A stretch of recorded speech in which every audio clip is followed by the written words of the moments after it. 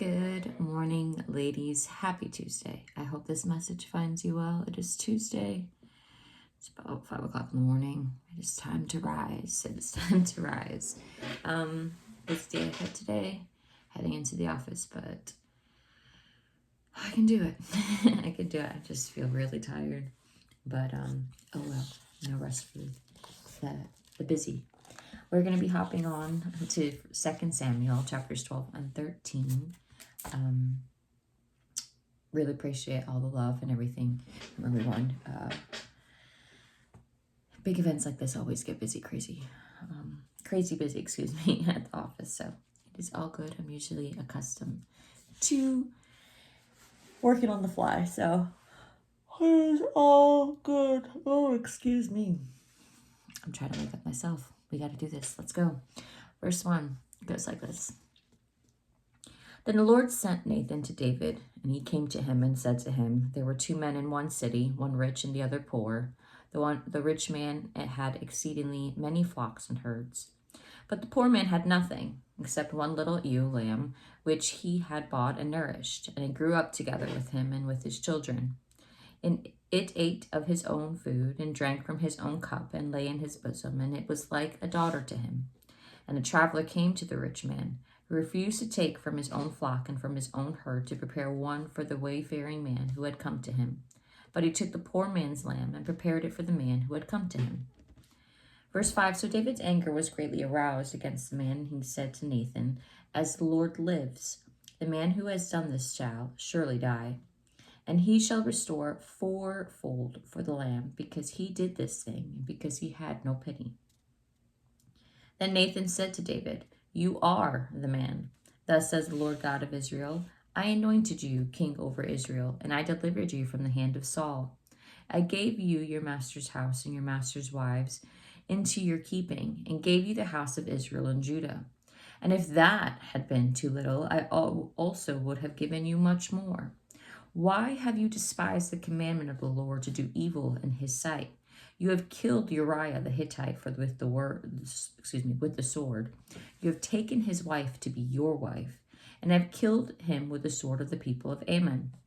Now therefore the sword shall never depart from your house, because you have despised me, and have taken the wife of Uriah the Hittite to be your wife. Thus says the Lord, because I will raise up adversity against you from your own house, and I will take your wives before your eyes and give them to your neighbor, and he shall lie with your wives in the sight of this sun.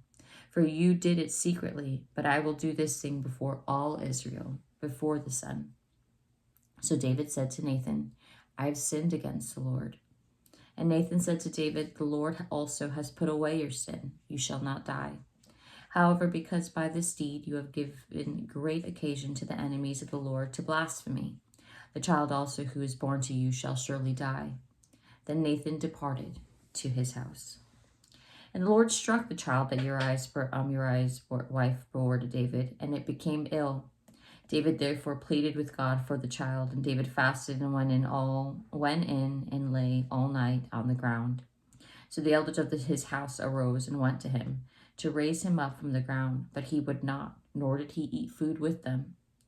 Then on the 7th day it came to pass that the child died, and the servants of David were afraid to tell him that the child was dead. For they said, indeed, while the child was alive, we spoke to him, and he would not heed our voice. How can we tell him that the child is dead? He may do us some harm. Verse 19, when David saw that his servants were whispering, David perceived the child was dead. Therefore David said to his servants, is the child dead? And they said, he is dead. So David arose from the ground, washed and anointed himself, and changed his clothes, and he went into the house of the Lord and worshipped. Then he went to his own house, and when he requested, they set food before him, and he ate. Then his servants said to him, what is this that you have done? You fasted and wept for the child while he was alive, but when he died, you arose and ate food.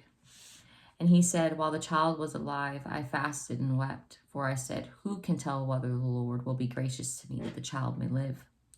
But now he is dead, why should I fast? Can I bring him back again? I shall go to him, but he shall not return to me.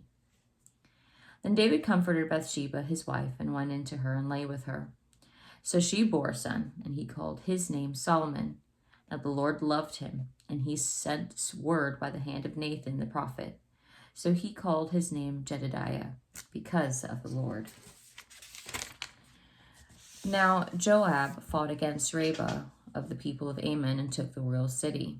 And Joab sent messengers to David and said, I have fought against Rabbah, and I have taken the city's water supply. Verse 28, Now therefore gather the rest of the people together and encamp against the city and take it, lest I take the city and it be called for my name. So David gathered all the people together and went to Rabbah, fought against it, and took it. Then he took their king's crown from his head. Its weight was a talent of gold with precious stones, and it was set on David's head. Also he brought out the spoil of the city in great abundance. And he brought out the people who were in it, and put them to work with saws and iron picks and iron axes, and made them cross over to the bricks. So he did to all the cities of the people of Ammon. Then David and all the people returned to Jerusalem. Chapter 13, verse 1.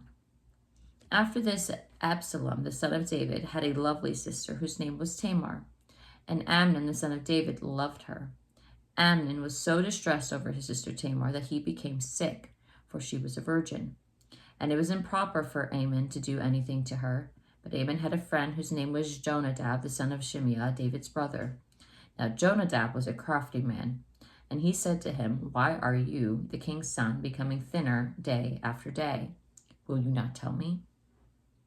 Amnon said to him, I love Tamar, my brother's Absalom's sister. So Jonadab said to him, Lie down on your bed and pretend to be ill, and when your father comes to see you, say to him, Please let my sister Tamar come and give me food, and prepare the food in my sight that I may see it and eat it from her hand. Verse 6, And Amnon lay down and pretended to be ill, and when the king came to him, Amnon said to the king, Please let Tamar my sister come and make a couple of cakes for me in my sight, and I may eat from her hand. And David sent home to Tamar, saying, Now go to your brother Amnon's house and prepare food for him. So Tamar went to her brother Amnon's house, and he was lying down. Then she took flour and kneaded it, made cakes in his sight, and baked the cakes. And she took the pan and placed them out before him, but he refused to eat it. Then Amnon said, Have everyone go out from me. And they all went from him.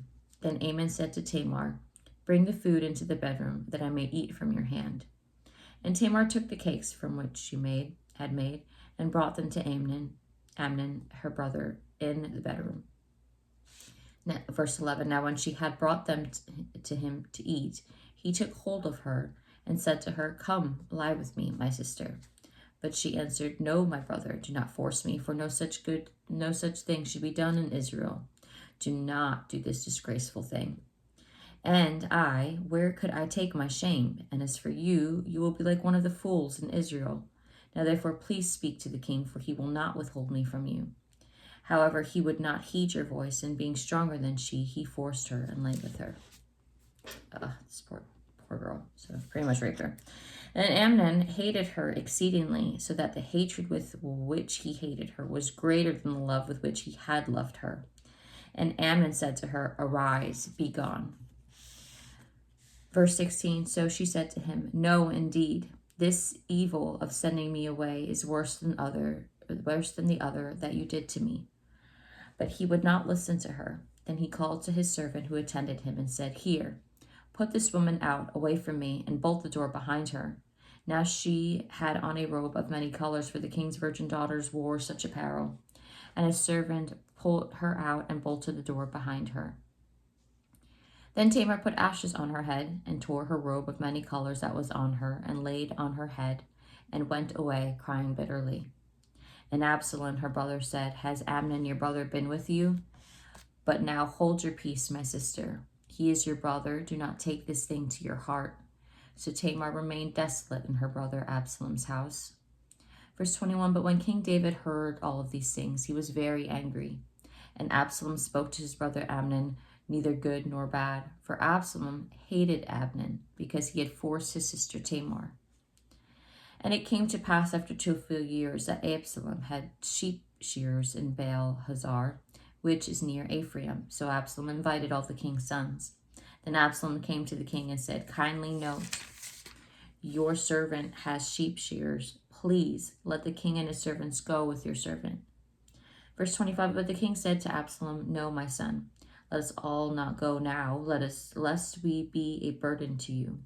Then he urged him, but he would not go, and he blessed him. Then Absalom said, if not, please let my brother Amnon go with us. And the king said to him, why should he go with you? But Absalom urged him, so he let Amnon and all the king's sons go with him. Now Absalom had commanded his servants, saying, watch now, when Amnon's heart is merry with wine, and when I say to you, strike Amnon, then kill him. Do not be afraid, have I not commanded you? Be courageous and valiant. So the servants of Absalom did to Amnon, as Absalom had commanded. Then all the king's sons arose, and each of one got his mule and fled. And it came to pass, while they were on the day, that news came to David, saying, Absalom was killed, all the king's sons, and not one of them is left. So the king arose and tore his garments and lay down on the ground, and his servants stood by their clothes torn. Then Jonadab, the son of Shimeah, David's brother, answered him and said, let's not, my lord. Suppose they have killed all the young men, the king's sons, for only Amnon is dead. For by the command of Absalom, this has been determined from the day that he forced his sister Tamar. Now therefore let not my lord king take the thing to his heart, to think that all the king's sons are dead, for only Amnon is dead. Verse 34, then Absalom fled, and the young man who was keeping watch lifted his eyes and looked. And there many people were coming from the road on the hillside behind him. And Jonadab said to the king, look, the king's sons are coming. As your servant said, so it is. So it was, as soon as he had finished speaking, that the king's sons indeed came, and they lifted up their voice and wept. Also the king and his servants wept very bitterly. Verse 37, but Absalom fled and went to Talmai, the son of Ammihud is, I think is the way to pronounce it, king of Geshur. And David mourned for his son every day. So Absalom fled and went to Geshur, and was there 3 years. Verse 39, and King David longed to go to Absalom, for he had comforted concerning Amnon because he was dead. He had been comforted concerning Amnon because he was dead. And that is all for today's Bible study, ladies. I guess sometimes I get mad reading the Bible. I mean, let's be honest, we have human feelings. Like that just gets me mad. And that just shows the things that happened back in the day, it's continue happening today, and amongst other things, and how well and true the Bible can be. So let's have an awesome day. I gotta get myself moving, shake this off. To a blessed day ahead. Talk to you soon.